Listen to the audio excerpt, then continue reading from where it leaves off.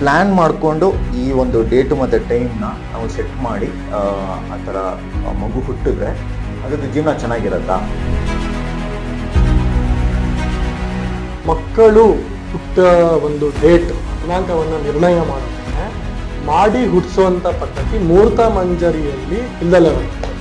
ಮಕ್ಕಳನ್ನ ಒಳ್ಳೆ ಡೇಟು ಟೈಮನ್ನ ಹೇಳ್ಬಿಟ್ಟು ಹುಟ್ಟಿಸಿದ್ರೆ ಮಕ್ಕಳು ಒಳ್ಳೆ ಡೇಟಲ್ಲಿ ಒಳ್ಳೆ ಟೈಮಲ್ಲಿ ಒಳ್ಳೆ ಗಳಿಗೆ ಹುಟ್ಟಿದ್ದಾರೆ ಅಂತ ಒಂದು ಭ್ರಾಂತಿ ಸ್ಟಾರ್ಟ್ ಆಗುತ್ತೆ. ಹ್ಯೂಮನ್ ಸೈಕಾಲಜಿ ಹೆಂಗ್ ವರ್ಕ್ ಆಗುತ್ತೆ ಅಂತಂದ್ರೆ ತರ್ಕಬದ್ಧವಾದಂತ ಚಿಂತನೆ ಇರ್ದಲೇ ಇರೋದ್ರಿಂದ ನಮಗೆ ಜನರಲ್ ಆಗಿ ಒಳ್ಳೆ ಟೈಮ್ ಕೊಟ್ಟು ಮಗುನ ಹುಟ್ಟಿಸ್ಬಿಟ್ರೆ ಸೂಪರ್ ಆಗಿ ಆಗೋಗುತ್ತೆ. ಇಷ್ಟೊಂದು ಜನ ಹೇಳ್ತಾರೆ ಸರ್ ಜಾತಕ ತುಂಬಾ ಚೆನ್ನಾಗಿದೆ ಅಂತ ಹೇಳ್ತಾರೆ ಎಲ್ಲ ತೊಗೊಂಡ್ರು, ಅಥವಾ ಇದೆಲ್ಲ ಚೆನ್ನಾಗಿದೆ ಅಂತ ಹೇಳ್ತಾರೆ, ಯಾಕೋ ಇದು ಭಯಂಕರವಾದಂತ ಕಷ್ಟ ಬರ್ತಾ ಇದೆ, ಯಾಕೋ ದ್ವಂದ್ವ ಆಗ್ತಾ ಇದೆ, ಯಾಕೋ ಕನ್ಫ್ಯೂಷನ್ ಆಗ್ತಾ ಇದೆ, ಆಗುತ್ತಾ ಆಗಲ್ಲ, ಏನ್ ಸರ್ ಇದು ನಮ್ಗೆ ಅರ್ಥನೇ ಆಗ್ತಾ ಇದೆ. ಯಾಕೆ ಕೆಲವು ಸತಿ ಡೇಟ್ ಆಫ್ ಬರ್ತ್ ಟೈಮೇ ಸರಿ ಇರಲ್ಲ. ಇದಕ್ಕೆ ಪರಿಹಾರ ಅಂದ್ರೆ ಏನು? ಪರಿಹಾರ ಅನ್ನೋಕ್ಕಿಂತ ಈ ಥರ ಮಾಡೋದು ಒಳ್ಳೇದಾ ಅಥವಾ ಇದನ್ನ ಹಿಂಗೆ ನಿರ್ಣಯ ಮಾಡೋದು? ಇದು ನಿರ್ಣಯ ಮಾಡೋದು ಹೇಗಪ್ಪ ಅಂತಂದ್ರೆ ವೆರಿ ಸಿಂಪಲ್.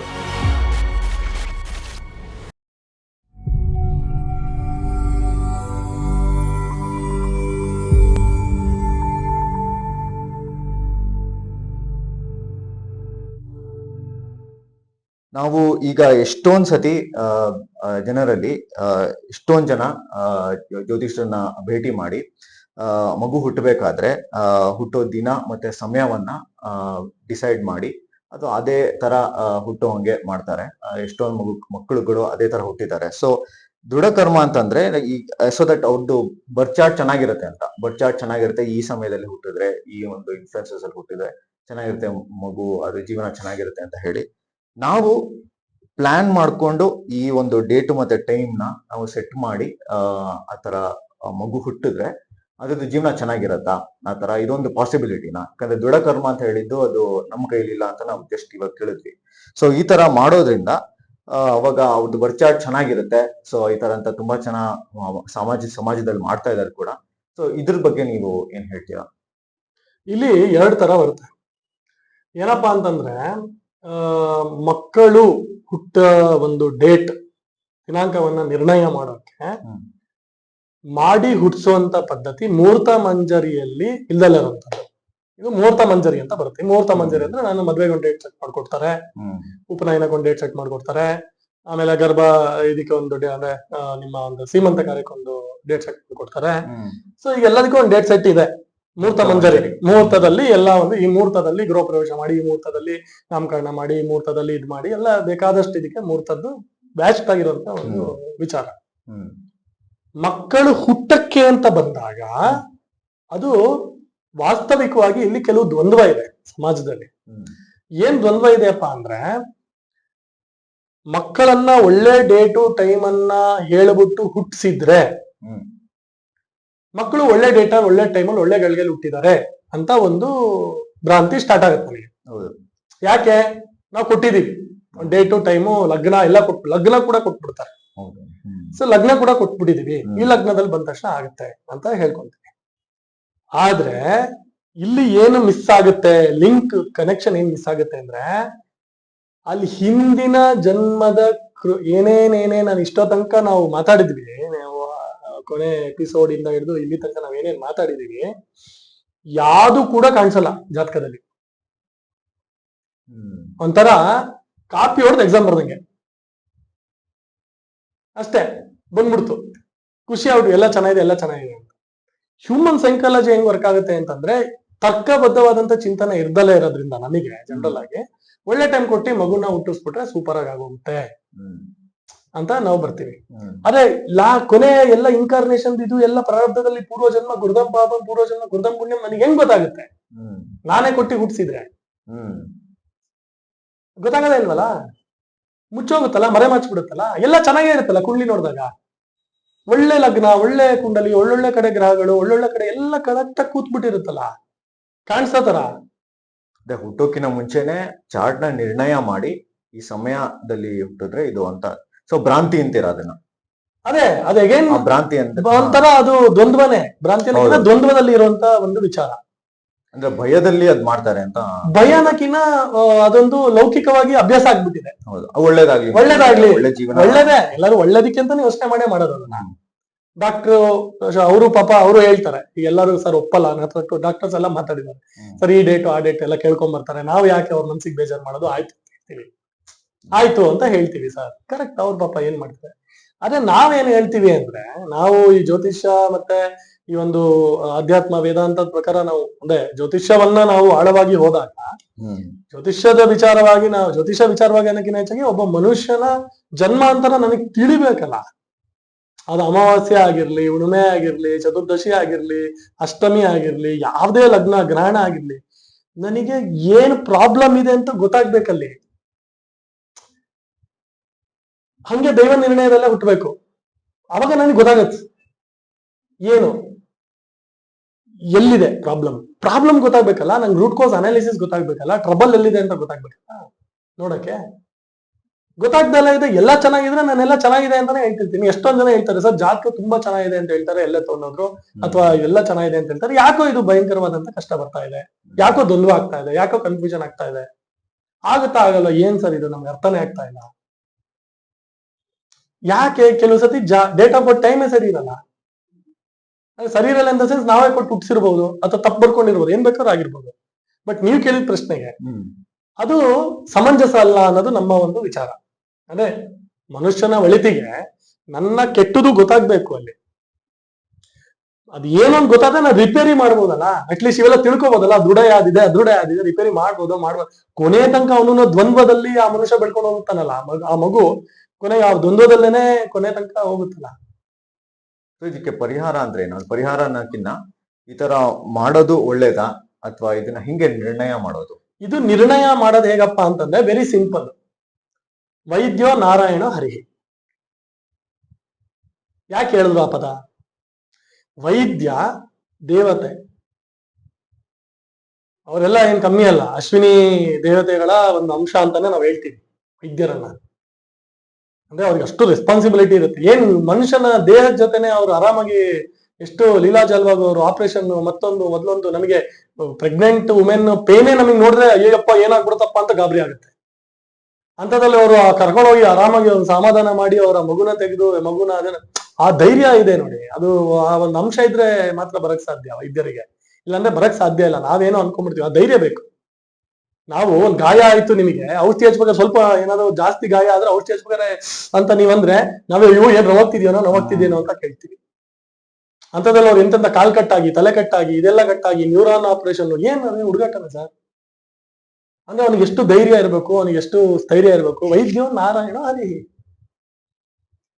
ವೈದ್ಯನಿಗೆ ಆ ಒಂದು ದೈವತ್ವದ ಒಂದು ಅನುಗ್ರಹ ಇದೆ, ಅವನೇ ನಿರ್ಣಯ ಮಾಡ್ಬೇಕು, ಅವನದೇ ಜವಾಬ್ದಾರಿ ಅದು. ಮನೆ ಕಟ್ತಿರ್ತೀವಿ ಸರ್, ಕಾಂಟ್ರಾಕ್ಟರ್ ಕೆಲಸನೇ ಮಾಡ್ಬೇಕು. ಲೌಕಿಕವಾಗಿ ನಾನು ಅದನ್ನ ನಿಮಗೆ ಅರ್ಥೈಸ್ಬೇಕು ಅಂದ್ರೆ, ಕಾರ್ಪೆಂಟರ್ ಕೆಲಸನೇ ಮಾಡ್ಬೇಕು, ಪೇಂಟ್ ಅವರೇ ಮಾಡ್ಬೇಕು, ಕಬ್ಬಣದವ್ರು ಕಬ್ಬಣದೇ ಮಾಡ್ಬೇಕು, RCC ಅವ್ರು RCC ಹಾಕದೇ ಮಾಡ್ಬೇಕು, ಯಾರ್ಯಾರು ಇಂಟೀರಿಯರ್ ಮಾಡ್ಬೇಕು, ಎಲ್ಲರೂ ಒಬ್ಬರೇ ಮಾಡಕ್ಕಾಯ್ತದ? ಸಾಧ್ಯ ಇಲ್ಲ. ಅದಕ್ಕೇನೆ ಹಿಂದೆ ಈ ಚರಕ ಮತ್ತೆ ಸುಶ್ರುತ ಈ ಮಹಾಮುನಿಗಳೆಲ್ಲ, ಆಮೇಲೆ ನಮ್ಮ ಪತಂಜಲಿ ಗುರುಗಳೆಲ್ಲ, ಇವರೆಲ್ಲ ಮತ್ತೆ ಏನು ಅವ್ರವ್ರ ಕೆಲಸ ಅವ್ರವ್ರು ಅಚ್ಚುಕಟ್ಟಾಗಿ ಮಾಡಿದ್ರು. ಪತಂಜಲಿಯವರಿಗೆ ಗೊತ್ತಿದ್ರೂ ಕೂಡ ಶಸ್ತ್ರ ಚಿಕಿತ್ಸೆಗಳನ್ನ ಮಾಡುವಂತ ವಿಧಾನಗಳು ಸುಶ್ರುತ ಅವ್ರದೇ ಯಾಕೆ ಪ್ರಾಧಾನ್ಯತೆಗೆ ಬಂತು? ಸುಶ್ರುತ ಕೆಲಸ ಅದು ಮಾಡಿದ್ರು, ಅದೇನೇ ಇರ್ಬೋದು, ಕಣ್ಣು ಹಿಡಿದ್ರು ಸರಿ, ಆಮೇಲೆ ರಿಸರ್ಚ್ ಮಾಡಿದ್ದಾರೆ, ಅದೆಲ್ಲ ಔಟ್ಪುಟ್ ನಾನು ಹೇಳ್ತಾ ಇರೋದು. ಯಾಕೆ ಇಲ್ಲಿ ಅರ್ಥ ಮಾಡ್ಕೊಳ್ಳೋದು ಏನಿದೆ ಅಂದ್ರೆ, ಅವ್ರವ್ರ ಜವಾಬ್ದಾರಿ ಅವ್ರವ್ರದ್ದಿದೆ.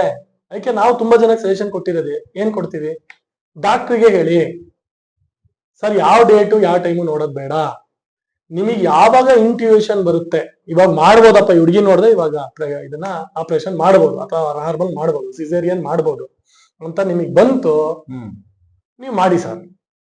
ಅದ್ ಯಾವಾಗಾರ ಆಗ್ಲಿ, ನಮ್ದು ಅದ್ರ ಬಗ್ಗೆ ಯಾವ್ದೇ ತರ ಆಕ್ಷೇಪಣೆ ಇಲ್ಲ. ಅದ್ ಯಾವ್ದೇ ದಿನ ಆಗ್ಲಿ, ನೀವೇನ್ ಹೇಳ್ತೀವಿ ಅದ್ ನಾವು ಕೇಳ್ತೀವಿ ಅಂತ ಹೇಳ್ಬಿಟ್ರೆ ಸಮಸ್ಯೆ ಕ್ಲೋಸ್. ಅಲ್ಲಿಗೆ ನಿಜವಾದ ದೈವ ನಿರ್ಣಯದ ಜನ್ಮಾಂತರದ ಬುದ್ಧಿ ಬರುತ್ತೆ. ಇದು ಚಿಂತನೆ ಮತ್ತೆ ವಾಸ್ತವವು ಕೂಡ. ಅದಕ್ಕೆ ನಾನು ಇಷ್ಟೆಲ್ಲ ನಿಮ್ಗೆ ಉದಾಹರಣೆ ಕೊಟ್ಟಿದ್ದೆ.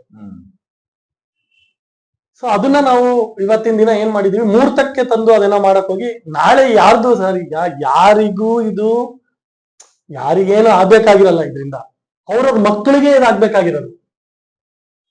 ನಾವು ಗೈಡ್ಲೈನ್ಸ್ ಮಾಡಿದಾಗ ನಾವು ಹೇಳಿರ್ತೀವಿ, ನಮ್ಮ ಹತ್ರ ಕೇಳಿಲ್ಲ ಇನ್ನೊಬ್ರ ಹತ್ರ ಕೇಳ್ತೀವಿ. ಕೇಳ್ಬೇಡಿ. ಮುಹೂರ್ತ ಕೊಡೋದು ಎಷ್ಟದ್ದು ಸರ್, 2 ನಿಮಿಷದಲ್ಲಿ ಕೊಡ್ಬೋದು. ಆದ್ರೆ ನಾಳೆ ಗೊತ್ತಾಗಲ್ಲ, ನೀವೇ ತಾನೇ ಅದನ್ನ ಸಪೋರ್ಟ್ ಮಾಡೋದು. ನಾಳೆ ಚಾಟ್ ಇಟ್ಕೊಂಡು ಓಡಾಡ್ತೀರಾ, ಎಲ್ಲೂ ಸಮಸ್ಯೆ, ಯಾಕಂದ್ರೆ ಸಮಸ್ಯೆನೇ ಕಾಣಲ್ಲ ಅಲ್ಲೇನು. ಸಮಸ್ಯೆನೇ ಕಾಣಿಸ್ತಾ ಇದ್ರೆ ಹೇಗೆ ಪ್ರಶ್ನಾಶಾಸ್ತ್ರ ಇದೆ ಎಲ್ಲ ಸರಿ. ಈಗ ಎಷ್ಟೊಂದ್ ಜನಕ್ಕೆ ಜಾತಕ ಇಲ್ಲಪ್ಪ, ಜಾತಕನೇ ಇಲ್ಲಲ್ಲ ಸರ್ ಅಂತ ಪ್ರಶ್ನೆ ಕೇಳ್ಬೋದು. ಸರಿ ಸರ್, ಇಷ್ಟೆಲ್ಲ ಇವೆಲ್ಲ ರಾಮಾಯಣ ಬೇಡ, ಜಾತಕನೇ ಇಲ್ದಾರ ಮತ್ತೆ ಹೆಂಗೆ? ಅದಕ್ಕೆ ಪ್ರಶ್ನಾಶಾಸ್ತ್ರ, ಹಾರರಿ ಅಸ್ಟ್ರಾಲಜಿ ಇದೆ, ಪ್ರಶ್ನಾಶಾಸ್ತ್ರ ನೋಡಿ ಪ್ರಶ್ನೆ ಹೋದ್ರೆ ಅದನ್ನ ಮಾಡ್ಬೋದು. ಅದು ಮಾಡುವ ಇದಂತಲ್ಲ. ನಿಮ್ ಪ್ರಶ್ನೆಗೆ ನಾನು ಇಷ್ಟು ಉತ್ತರ ಕೊಟ್ಟೆ ಯಾಕೆ, ಅದು ಸಾಧ್ಯನಾ? ಇಲ್ಲ ದ್ವಂದ್ವ, ಅದು ಖಂಡಿತ ಅದು ಆಗಲ್ಲ ಆ ತರ.